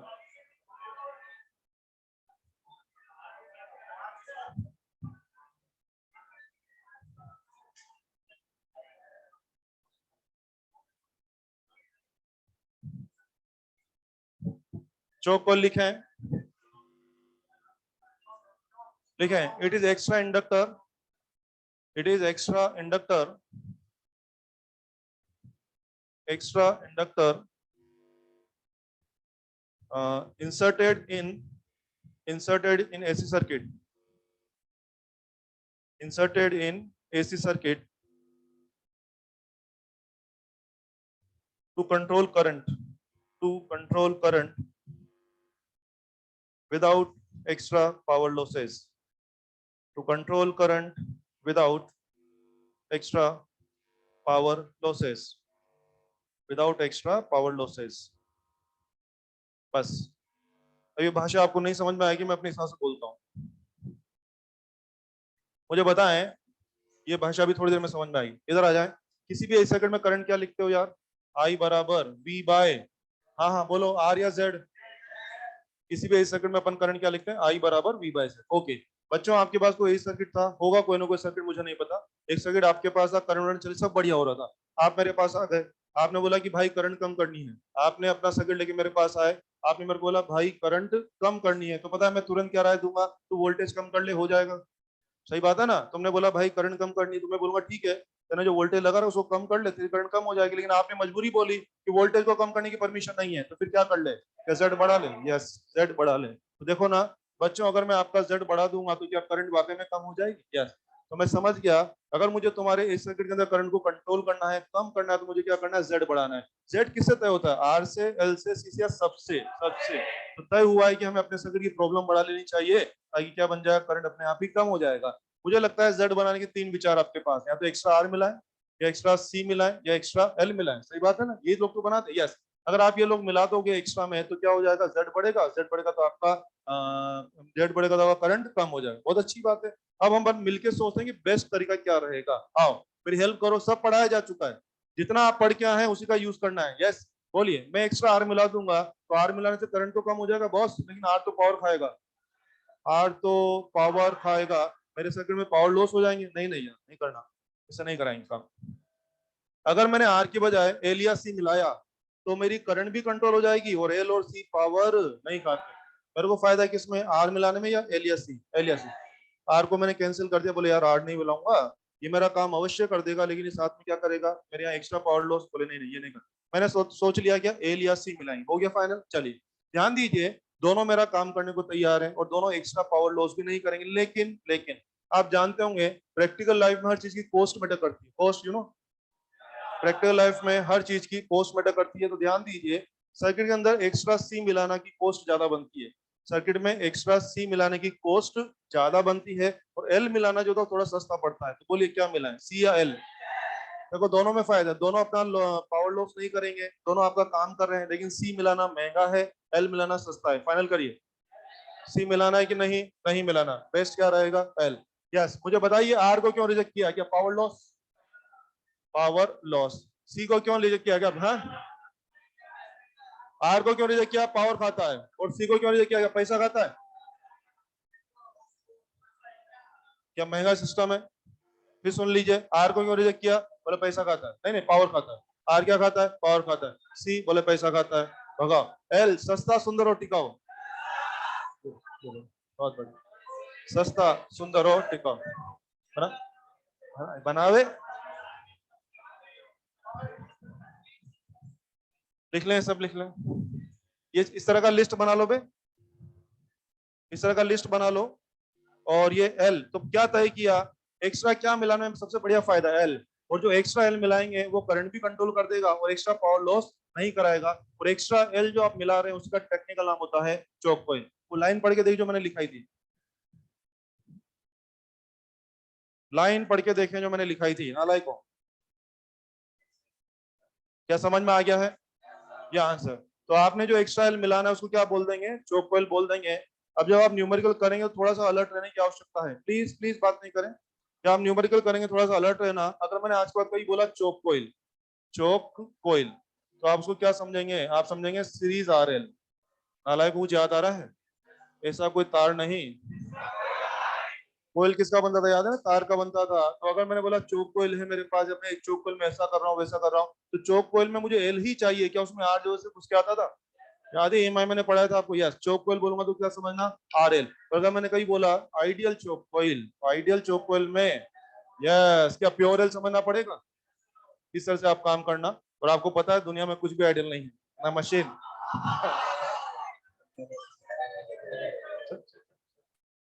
आइडियल चोक कोयल, प्योर एल समझना। और आपके नहीं नहीं, सुनो, अच्छे सुनो, अच्छे सुनो। अबे हल्ला मत करो, अच्छे सुनो। ये चोक कोयल के बारे में मैंने जानकारी बताई है। अब जब भी आप न्यूमेरिकल करेंगे, चोक कोयल के जो शब्द आपके न्यूमेरिकल में, उस पर जरूर ध्यान रखना। चोक कोयल को क्या समझेंगे? एल या आर एल? हाँ, चोक कोयल में एल या R L? R L. Ideal choke coil सुन लिया आपने। और मैं बताता हूँ कैसे इस्तेमाल होता है। बता दिया मैंने, सुनो। अभी मैंने लास्ट में एक पावर का सवाल कराया था आपको सीरीज आरएल में। आपने पावर निकाली थी, we naught square by 4r। अभी अभी जो किया, अभी जो एक्सेल बराबर आर दिया था, वो सवाल आपके मॉड्यूल में भी है शायद। पता है उस सवाल की शुरुआत कैसे हो रही? सुनिए, उस सवाल की शुरुआत क्या हो रही है। एक चोक कोयल में सप्लाई वोल्टेज ये लगाया है। देखो क्या बोल रहा है, एक चोक कोयल में सप्लाई वोल्टेज ये लगाया है जो मैंने दिया था। तो उसने क्या बोला? चोक कोयल। मैंने क्या लिखा था उसको? एल या आर एल? और क्या आपने सारा हिसाब किया था अभी? याद है ना? अभी V naught square by 4r power निकाला। यस, मैंने उस टाइम जानबूझ के चोक कोयल शब्द नहीं बोला क्योंकि मैंने पढ़ा नहीं था, लेकिन मुझे अच्छे से बोलना है। वो सवाल में सीरीज आरएल लिखा ही नहीं है। वो सवाल में क्या लिखा है? एक चोक कोयल में supply voltage V naught cos omega T है। It's inductive reactance is equal to resistance, then find the power consumption. Choke coil का मतलब क्या समझा? एल या आर एल? कभी आइडियल चोक कोयल बोल दोगे तो मैं प्योर एल जरूर समझ लूंगा, ये मुझे करना। ये था चोक कोयल के बारे में। और अगर आपको ध्यान हो, चोक कोयल हम लोग डेली लाइफ में भी यूज करते हैं। अपने घर में ट्यूबलाइट होती है ना, ट्यूबलाइट, या ट्यूबलाइट में हमने बोला चोक होती है, इस तरह का एक पट्टी होता है ना। जैसे ये मान लो प्लेट है ये ना, पट्टी है पीछे का, यहाँ पे होता है ना एक चोक टाइप होता है यार। ये चोक किस लिए इस्तेमाल होता है? आपको याद होगा अपने घर में 220 वोल्ट आता है ना, 220 वोल्ट एसी। अगर अपन इस चोक को इस्तेमाल नहीं करेंगे तो ट्यूबलाइट का जो सर्किट है ना, उसको जो करंट बनेगी, करंट ट्यूबलाइट के सर्किट में जो भी करंट बनेगी ना, वो करंट ज्यादा बनती है। ट्यूबलाइट को इतना करंट नहीं चाहिए। फिर सुन लीजिए, अपने घर में क्या आता है? 220। ट्यूबलाइट के सर्किट में जो भी रजिस्टेंस या जो भी प्रॉब्लम है ना, उसके वजह से जो करंट ट्यूबलाइट के सर्किट में बनती है, मैं मन से बोल रहा हूँ, रियल डेटा नहीं। मान लीजिए करंट बनती है 5 एम्पियर, और ट्यूबलाइट को मान लो काम करने के लिए 2 ही एम्पियर करंट चाहिए। ट्यूबलाइट को काम करने के लिए 2 ही एम्पियर करंट चाहिए। तो फिर मैं क्या सलाह दूंगा कि ट्यूबलाइट पे तो 220 मत लगा, कम वोल्टेज लगाते हैं। लेकिन घर में तो 220 ही आता है ना, क्योंकि आप ट्यूबलाइट पे 220 ही लगाना पड़ेगा। तो फिर आप क्या करते हो? आप क्या करते हो? ट्यूबलाइट के सर्किट का इंपीडेंस बढ़ा देते हो। क्या मिलाते हो उसमें? ये डब्बा मिला देते हो। ये डब्बा को जो आप मिलाते हो ना, मतलब ये हम मिलाते नहीं है, जो कंपनी ट्यूबलाइट बना के बेचती है, वो कंपनी को पता है कि इसके घर में 220 आता है, तो वो कंपनी ने एक पर्टिकुलर वैल्यू का एल कैलकुलेट करके ट्यूबलाइट के साथ लगा के हमें बेच दिया। अब इस चोक कोल के साथ ट्यूबलाइट के सर्किट का जेड इतना हो जाता है कि करंट ठीक उतनी बनती है जितनी हमें चाहिए। क्या मेरी बात समझ में आ रही है? चौक कोयल, कभी कोई पुराना चौक कोयल घर में मिले तो फोड़ के देखो, उसको फोड़ के देखो, निकलेगा प्लेटें निकलेगी वो इस तरह की ना, सॉफ्ट आयरन की प्लेटें निकलेगी। चौक कोयल, ट्यूबलाइट, ट्यूबलाइट को फोड़ के नहीं देखना है, चौक जो साला। ठीक है, ठीक है ना। और इधर नहीं करना है सब, हॉस्टल में भी नहीं करना है। ठीक है, चल।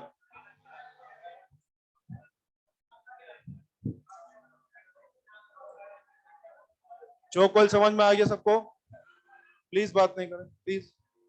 चलिए ये भी हो जाएगा।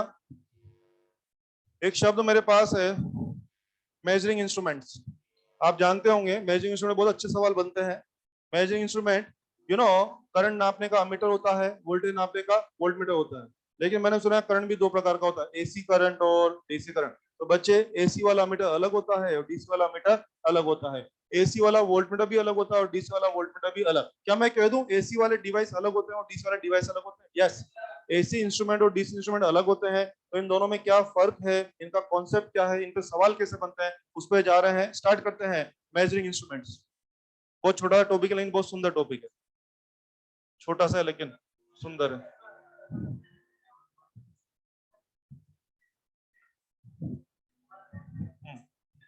बहुत बढ़िया, बहुत ऐसा लिख लो ना, मेजरिंग इंस्ट्रूमेंट्स।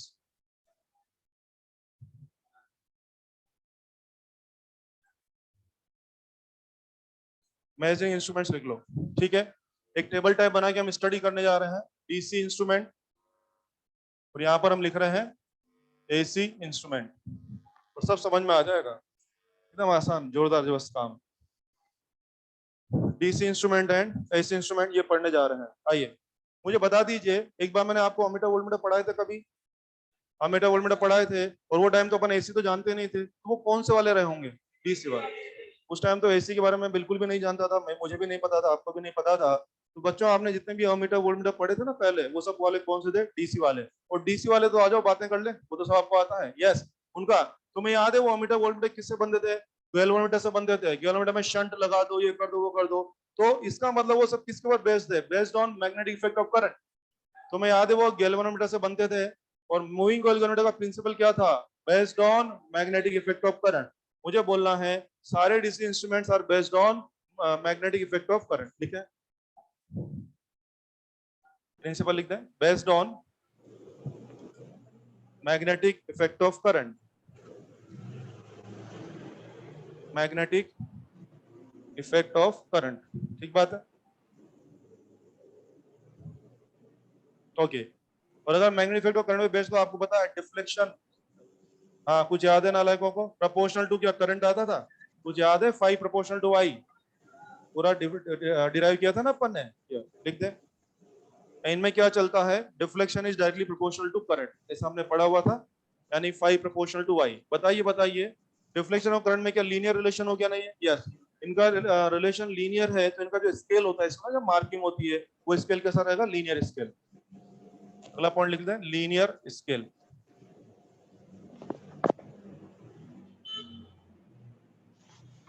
ध्यान दीजिए, इंजीनियरिंग की भाषा में स्केल जो होते हैं, किसी भी मेजरिंग इंस्ट्रूमेंट में जो स्केल होता है, इसका मतलब मार्किंग होते हैं, नंबर्स लिखे होते हैं। इंजीनियरिंग की भाषा में स्केल दो प्रकार के होते हैं, एक होता है लीनियर, एक होता है नॉन लीनियर। जरा साइड में कुछ बात कर लूं आज फिर आ जाऊंगा। यस, ध्यान दें, बड़ा आसान फर्क है। लीनियर स्केल का मतलब होता है सारी मार्किंग इक्वल गैप पे होनी चाहिए। लीनियर स्केल, आओ, जैसे ये लीनियर स्केल है तो मार्किंग 0 1 2 3 4 5 क्या इक्वल गैप पे मार्किंग है ना? Linear scale. लीनियर स्केल अगर सारी मार्किंग अनइक्वल गैप पे हो, अनइक्वल में भी या तो बढ़ता बढ़ता गैप या घटता घटता गैप, उसको बोलते हैं नॉन लीनियर स्केल। बना के बताता हूँ, 0 1 2 और 3। बताओ, 0 1 का गैप कम, 1 2 का ज्यादा, 2 3 का और ज्यादा, 3 4 का और ज्यादा। ये कैसी मार्किंग? इक्वल गैप या अनइक्वल गैप? और अनइक्वल में रैंडम नहीं होगा कि पहले कम हो जाए फिर बढ़ जाए, नहीं, या तो लगातार बढ़ता बढ़ता बढ़ता या लगातार घटता घटता घटता। इस तरह की स्केलिंग को हम इंजीनियरिंग की भाषा में बोलते हैं नॉन लीनियर स्केल। यस, फिलहाल मैंने क्या लिखा है? Linear scale. जितने भी डीसी डिवाइसेस, जितने भी डीसी इंस्ट्रूमेंट्स हैं, उनकी स्केलिंग कैसे होगी? लीनियर स्केल, यानी कि फोटो ये होना चाहिए। अब बना लीजिए अपने नोट्स में, 0 1 2 3 4 5 मेंशन करना तो कर देना। Marking on equal gap, marking on equal gap.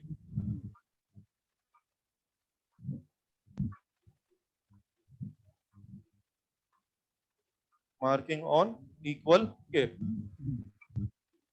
समझ में आ जाएगा? ठीक है। डीसी इंस्ट्रूमेंट जो है बेसिकली ये एवरेज वैल्यू नापते हैं। क्या नापते हैं बच्चे? Average value. तो एवरेज वैल्यू नापेंगे। अरे यार, ये एवरेज वैल्यू नापते हैं, तुम्हें याद है एसी की फुल साइकिल की एवरेज वैल्यू 0 होती है। तो अपने किताब में क्वेश्चन जो वो क्या है, मैंने गलती से डीसी मीटर को एसी में लगा दिया है। डीसी मीटर को गलती से एसी सर्किट में लगा दिया। ऑप्शन, सही रीडिंग पड़ेगा, खराब हो जाएगा कि जीरो पड़ेगा? लॉजिक क्या है उसका? ये क्या नापते हैं? एवरेज वैल्यू नापते हैं।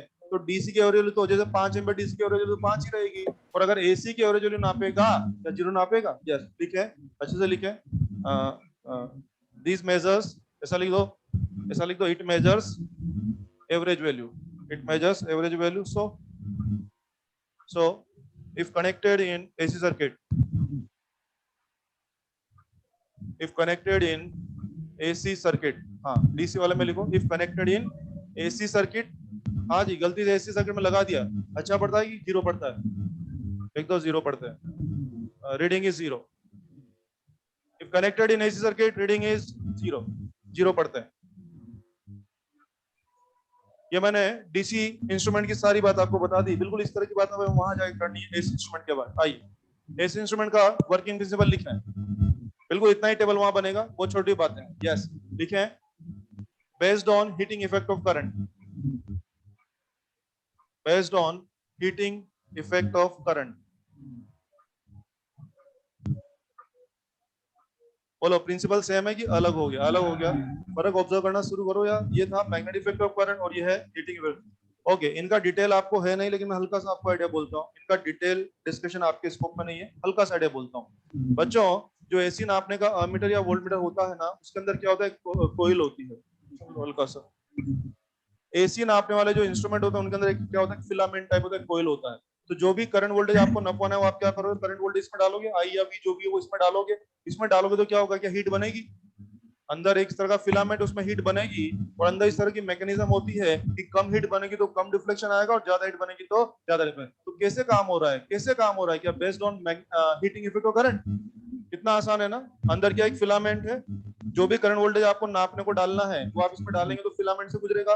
अगर आपके करंट वोल्टेज कम थे तो हीट कम बनेगी, तो डिफ्लेक्शन कम आएगा। अगर आपके करंट वोल्टेज ज्यादा थे तो हीट भी ज्यादा बनेगी, तो ऑब्वियसली डिफ्लेक्शन ज्यादा आएगा।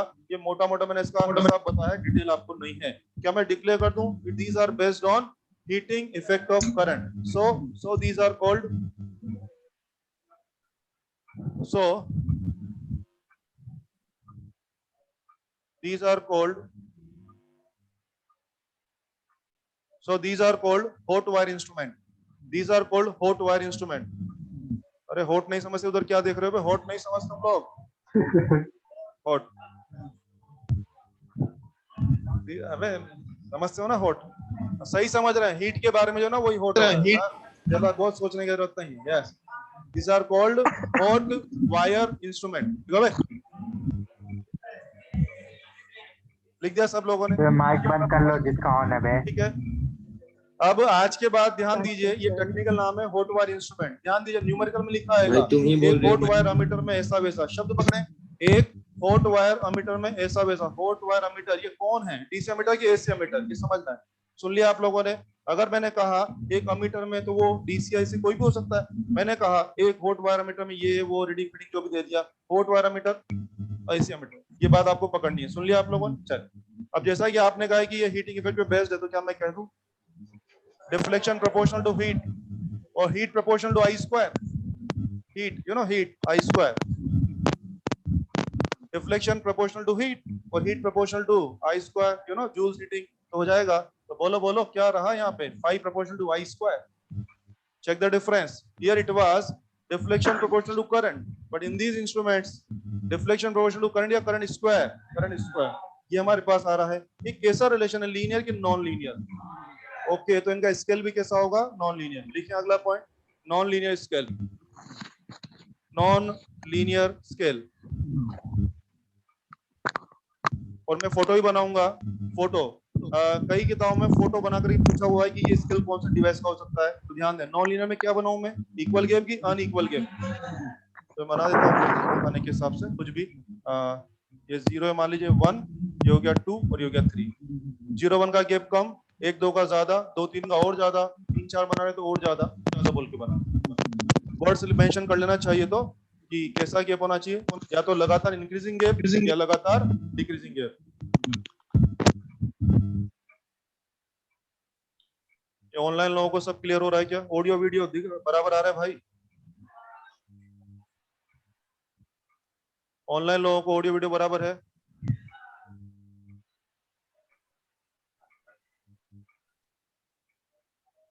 माइक बच्चों को नंबर है। नो सर, माइक म्यूट कर दो, माइक तो म्यूट है।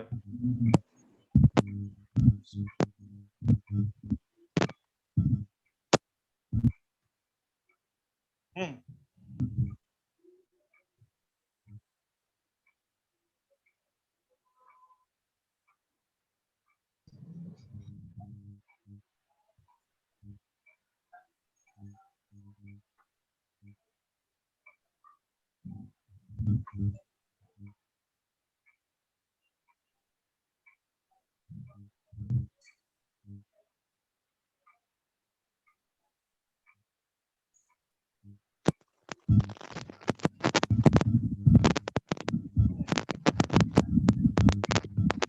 अभी बराबर आ रहा है ऑनलाइन? प्लीज प्लीज, ऑनलाइन बच्चों को भी बराबर आ रहा है ऑडियो वीडियो? वीडियो नहीं आ रहा है।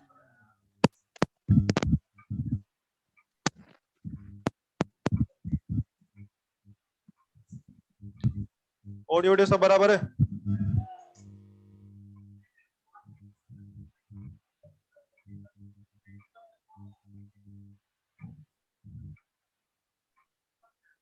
बंद है क्या? वीडियो नहीं आ रहा है? ऑडियो आ रहा है कि देखो, आ रहा है ना? बहुत बढ़िया, बहुत बढ़िया, ऑल क्लियर, वेरी गुड। जल्दी जल्दी 10-15 मिनट बचे हैं, जल्दी उसको रख दो, उसको रख दो। हाँ प्लीज सुने। हाँ, ये बना दिया क्या? ये जो अपन पढ़ रहे हैं, आप देखिए इस इंस्ट्रूमेंट, मैंने बोला ना हीट के ऊपर बेस्ड है। आपको याद है एक बार मैंने लिखा था, हीट और पावर कैलकुलेशन में आरएमएस वैल्यू इस्तेमाल करते हैं। हीट और पावर कैलकुलेशन में आरएमएस, ये हीट के ऊपर काम कर रहा है, जिसमें कौन सी वैल्यू मेजर होती होगी? आरएमएस। यानी मैं सीखना चाहिए एसी इंस्ट्रूमेंट आपके एसी सिग्नल की कौन सी वैल्यू पढ़ के बताते हैं? आरएमएस वैल्यू पढ़ के बताते हैं। तो लिखो ना, इसमें लिखो these measures RMS, this measure RMS value, this measure RMS value. So if connected in DC, जी हाँ, गलती से डीसी में लगा दिया, तुम्हारे एसी की तो आरएमएस वैल्यू पढ़ लेंगे। सवाल ये बनता है कि मेरे पास एसी वाला मीटर था, मैंने गलती से डीसी सर्किट में लगा दिया, खराब हो जाएगी, अच्छा पड़ेगा? क्योंकि ये तो इसका एक ही काम है, आरएमएस पढ़ूंगा, तो ये डीसी का भी आरएमएस पड़ेगा। 5 एम्पियर डीसी का आरएमएस कौन? 5, तुम ही हो माता, पिता तुम ही हो, याद आया? 5 एम्पियर डीसी का आरएमएस कौन? 5। तो बोलो खराब पड़ेगा कि अच्छा पड़ेगा? देखो अच्छा पड़ेगा। क्या लिखा है तुमने? If connected in DC circuit then अच्छा पड़ता है, देन रीडिंग इज करेक्ट, अच्छा पड़ता है। नहीं पढ़ोगे? Then reading is correct. क्या लिख दिया सब लोगों ने? मैंने आपको बातों बातों में डीसी और एसी इंस्ट्रूमेंट के फर्क बता दिए। फाइनल करते हैं, सवालों पे ले जा रहा हूं आप लोगों को, फाइनल करते हैं। हाँ भैया, हाँ बराबर बराबर, मैं उस पर बोलने वाला वापस। आइए, डीसी इंस्ट्रूमेंट एसी इंस्ट्रूमेंट का तुलना करने जा रहे हैं, वापस से आंसर चाहिए। यस, इसका principle magnetic effect of current, इसका प्रिंसिपल, इसमें डिफ्लेक्शन प्रोपोर्शनल टू करंट, इसमें current square, linear scale, non linear scale, ये एवरेज पड़ता है, ये आरएमएस पड़ता है। तो एक बात पक्की कर लें, सवालों पे ले जाने का एक मंत्र बोलता हूं आपको, जिसने मेरा मंत्र पकड़ लिया वो कोई भी सवाल कर देगा, दिमाग नहीं लगाना पड़ेगा। यस, मंत्र सुन लें। डीसी इंस्ट्रूमेंट ये नहीं कह रहे कि मैं डीसी नापूंगा। डीसी इंस्ट्रूमेंट मेरे को एक ही बात बोला है, तू कुछ भी डाल, मैं उसका एवरेज नापूंगा। शब्द सुन लें, डीसी इंस्ट्रूमेंट मेरे को क्या मैसेज दे रहा है? तू कुछ भी डाल, मैं उसका एवरेज नापूंगा। एसी इंस्ट्रूमेंट क्या बोला? तू कुछ भी डाल, मैं उसका आरएमएस नापूंगा। एक की पॉइंट पकड़ लो आप, अपने आप सारे आंसर आ जाएंगे। सुन लिया सब लोगों ने? यस। इसने मुझे बोला है कि तू डीसी डाल, एसी डाल, तू एसी प्लस डीसी डाल, मेरा एक ही काम है, मैं एवरेज नापूंगा, और इसका एक ही काम है कि मैं आरएमएस नापूंगा। और अगर ये बात समझ में आती है तो फिर कोई भी आंसर दिया जा सकता है। जैसे कि सवाल शुरू करते हैं।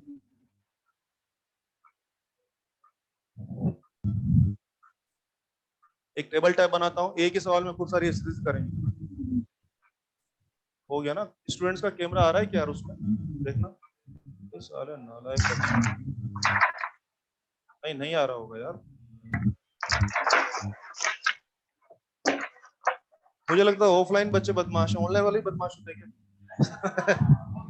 हाँ चल, अच्छा वो ज्यादा बदमाश होता है। बहुत बढ़िया। तो मैं कह रहा था कि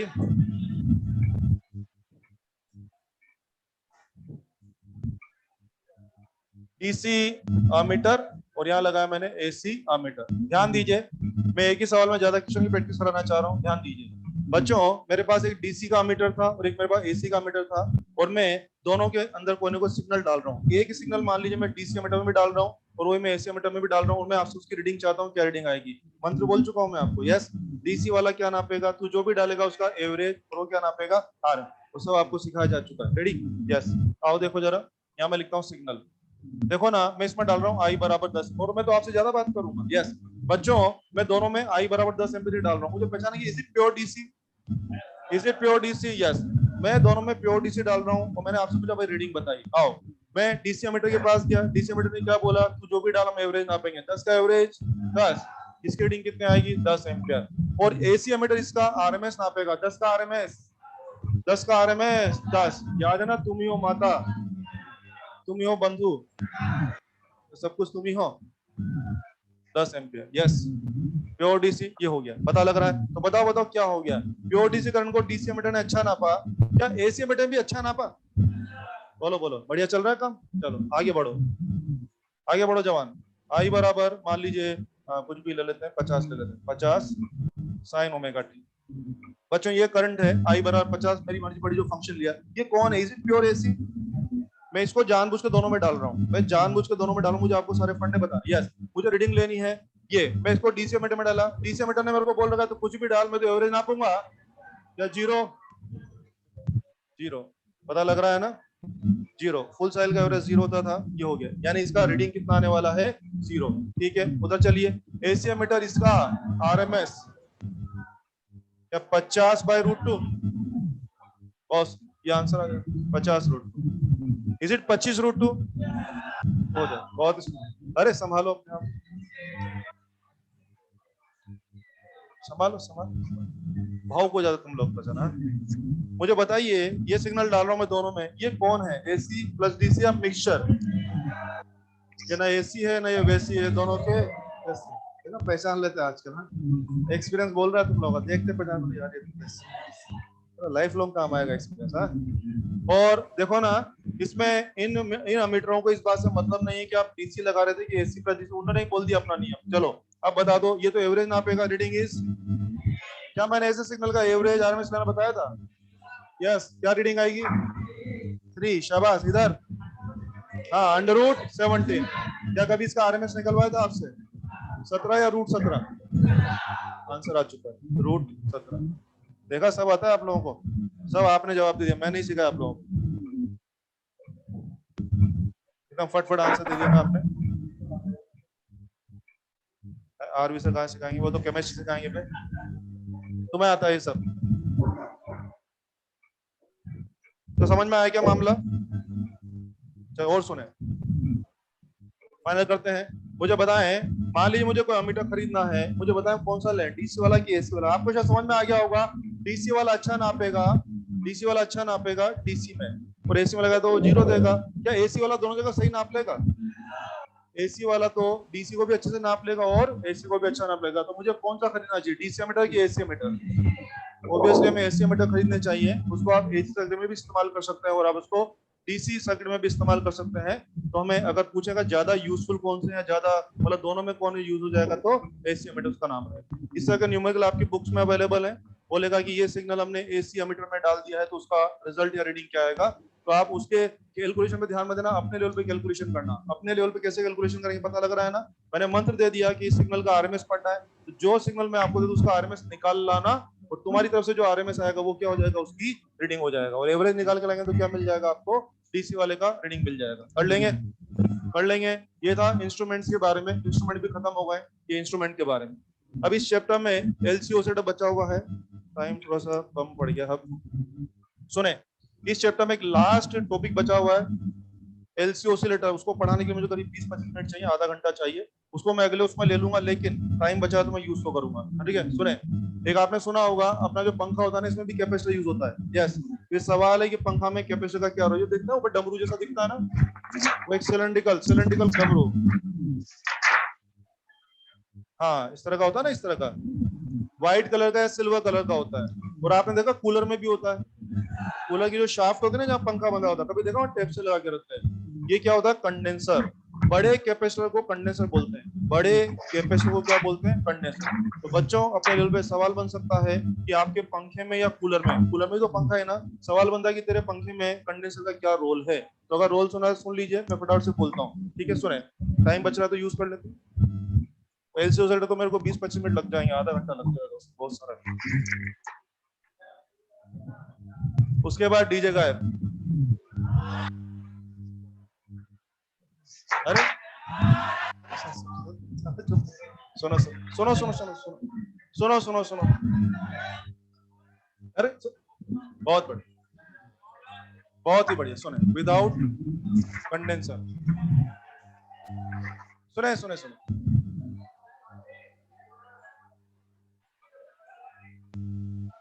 मैं पूरा लिख के बता रहा हूं आपको, फैन सर्किट में कंडेंसर का क्या रोल है। यस, सब आपको पढ़ाया जा चुका, बस चीजों को मुझे हल्का सा क्लिक करवाना है। यस, फैन सर्किट के अंदर विदाउट कंडेंसर, मान लीजिए कंडेंसर नहीं है, क्या आपने कभी पंखे को खुला हुआ देखा होगा ना, इस तरह का वाइंडिंग होता है ना, उसमें वाइंडिंग तो कौन है उसके अंदर, क्या एल की एल आर? हाँ हाँ हाँ, कॉपर की वाइंडिंग वाले उसमें कौन है? L R. बिना कंडेंसर उसमें क्या है? एल आर है। सुनना, विदाउट कंडेंसर ये कौन है? एल आर सर्किट है ये। तो एल आर सर्किट है बच्चों, तो बोलो इसका पावर फैक्टर क्या होगा? cos फाइव, 1 या लेस देन 1?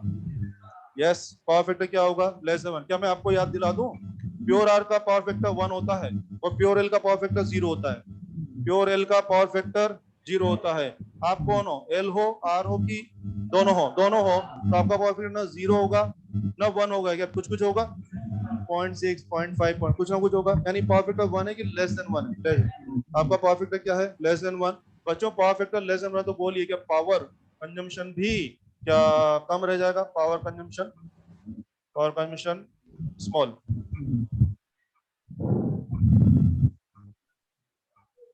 लो पावर कंजम्पशन आ जाएगा समझ में? लो पावर कंजम्पशन, बहुत लंबा स्पेलिंग इसका, कंजम्पशन। लो पावर कंजम्पशन कम है, और पावर कंजम्पशन कम रहेगा तो पंखा की स्पीड क्या रह जाएगी? कम रह जाएगी। पंखा की स्पीड, फैन स्पीड कम, फैन स्पीड लो, फैन स्पीड लो। सुन लिया सब लोगों ने? यस, तो सुन ले अच्छे से।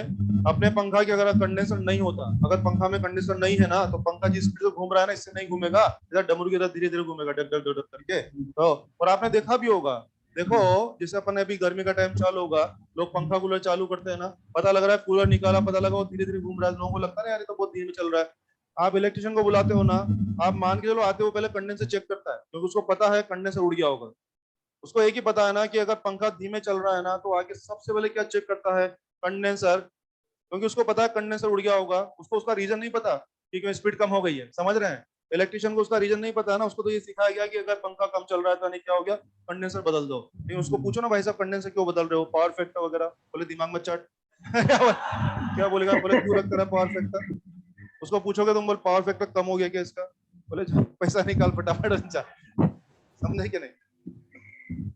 तो क्या रहा, बिना कंडेंसर क्या होगा? पंखे की स्पीड कम रहेगी। अब आ जाओ with condenser, with condenser, with condenser. Yes, कौन हो आप? सीरीज आरएलसी कौन हो भाई साहब? आप आरएल दो पहले, तो हमने सी मिला दिया, और मैं आपको हमेशा चिल्ला के बोलता रहा एल और सी झगड़ा करते हैं, एल और सी झगड़ा करते हैं। एक बार बताओ, उल्टा चलता हूं मैं, उल्टा चलते, सुनो ना। आज तुम्हारी स्पीड कम क्यों है? क्योंकि पावर फैक्टर कम है। पावर फैक्टर कम क्यों है? क्योंकि तुम आरएल हो। अगर तुम प्योर आर होते तो पावर फैक्टर क्या 1 होता? यानी तुम्हारे कोयल के अंदर, तुम्हारे पंखे में जो एल है, शायद उसकी वजह से तुम्हारी स्पीड कम है। तुम्हारे पंखे में जो एल है, शायद उसकी वजह से तुम्हारा पावर फैक्टर कमजोर रह गया, शायद इसलिए तुम्हारी स्पीड कम है। तो इसका सोल्यूशन क्या है कि एल को हटा दें। अब पंखे में से कोयल वोयल सब निकाल के फेंक दोगे तो पंखे का खाली डब्बा घूमेगा बे, तो एल तो रखना पड़ेगा। तो एल को नहीं निकाल सकते तो एल का असर हटा दो यार, या तो एल को हटा दो। बोले यार एल को हटाएंगे तो खाली डब्बा घूमेगा क्या? एल को नहीं हटा सकते, उसका असर हटा दें। एल का दुश्मन कौन? तो क्या सी मिला दें? यस, देखो ना, आरएल तो था, आपने क्या मिला दिया? सी मिला दिया। और एल का दुश्मन कौन? सी। सी जो है वो अपन नहीं मिलाते हैं, जो पंखा बेचने वाली कंपनी होती है उसको पता है इसके अंदर कितनी कितनी वैल्यू का एल है, तो उन्होंने कैलकुलेट करके हमें ठीक उतनी वैल्यू का सी उसमें लगा के दिया है, ताकि एक्सेल और एक्सी क्या हो जाए? बैलेंस हो जाए। क्योंकि अपन थोड़ी ना कैलकुलेट कर पाएंगे यार पंखे में एल कितना है, तो पंखे को कितना सी वैल्यू चाहिए, अपने को थोड़ी ना पता है यार। तो जो कंपनी पंखा बना के बेचती है, वो कंपनी को पता है कि इस कंपनी के अंदर एल कंपोनेंट कितना है, और उसको बैलेंस आउट करने के लिए सी कंपोनेंट कितना चाहिए, तो ये कंडेंसर अपन थोड़ी ना लगाते हैं, पंखे के साथ लगा हुआ आता है ना, तो बस। तो जो कंपनी पंखा बना के बेच रही है उसको पता है यार इसमें सी लगाना पड़ेगा, तो उन्होंने क्या कर दिया, आरएल को क्या बना दिया, कि आरएल सी बना दिया, ये एक दूसरे का असर खा जाएंगे। तो बोलिए यस, क्या पावर फैक्टर cos 5 क्या अप्रोक्स 1? ऑब्वियसली 1 तो कभी नहीं पाएगा, दुनिया में कुछ भी आइडियल नहीं है ना, मशीन। हाँ, तो बोलिए पावर फैक्टर बढ़िया, तो बोलिए पावर, पावर बढ़िया, तो बोलो स्पीड, स्पीड बढ़िया। ये तो मैंने इतना कहानी सुनाया, किताबों में क्वेश्चन अवेलेबल है। What is the role of condenser in your fan circuit? Short and sweet answer is it is used to improve power factor. It is used to improve power factor. जो books में जो question है ना, इतना कहानी कौन बोलेगा वहां पे? ये कोई बोर्ड का एग्जाम थोड़ी जो पूरा कहानी लिखोगे उधर। Short and sweet answer, what is the role? Used to improve the power factor. पहले आपका पावर फैक्टर कमजोर था और आपका पावर फैक्टर कमजोर है कि बढ़िया हो गया? बढ़िया हो गया। पावर फैक्टर बढ़िया तो पावर बढ़िया, पावर बढ़िया तो पंखा बढ़िया घूमेगा, पंखा बढ़िया घूमेगा तो मजा आएगा, अच्छा लगेगा, हवा लग रही है, बढ़िया चल रहा है। चलो ये भी हो गया खत्म। घंटी बज गई क्या? नहीं लगी, नहीं बजी, कोई बात नहीं। सुने, अपने को एलसीओ सेटअप पढ़ना है, वो करीब मुझे 25 मिनट लगेंगे उसको पढ़ाने में। उसमें बहुत अच्छे जो कॉन्सेप्ट है एलसीओ के, बहुत सारे क्वेश्चन अपने एग्जाम में आए हुए हैं, और अपने मॉड्यूल में भी 5, 7, 10 क्वेश्चन है। तो मैं आपको खूब डिटेल में एलसीओ पढ़ाने जा रहा हूँ, ठीक है? वो करीब आधा घंटा मेरे को बोलना है। और ईएमडब्ल्यू पढ़ाऊंगा, इसके अलावा मैं आपको इलेक्ट्रोमैग्नेटिक वेव पढ़ाने में मेरे को करीब डेढ़ घंटा चाहिए, तो वही मैं आपको पढ़ाऊंगा। अगला लेक्चर में आधा घंटा तो इसमें चला जाएगा, और फिर देखेंगे ईएमडब्ल्यू भी देखेंगे। थैंक यू, धन्यवाद। बहुत सुंदर, बहुत बढ़िया, बहुत बढ़िया, बहुत बढ़िया, बहुत सुंदर, बहुत बढ़िया, बहुत बढ़िया, बहुत बढ़िया, बहुत बहुत बढ़िया, बहुत सुंदर। हाँ ईएमडब्ल्यू भी पढ़ा देंगे भाई, ये ऑनलाइन लोग ईएमडब्ल्यू भी पढ़ा देंगे भैया, ईएमडब्ल्यू पढ़ा देंगे। बहुत बस बस बस बस। उधर तुम्हारे हॉस्टल क्या करते हैं ना? तुम्हारे हॉस्टल क्या आता हूँ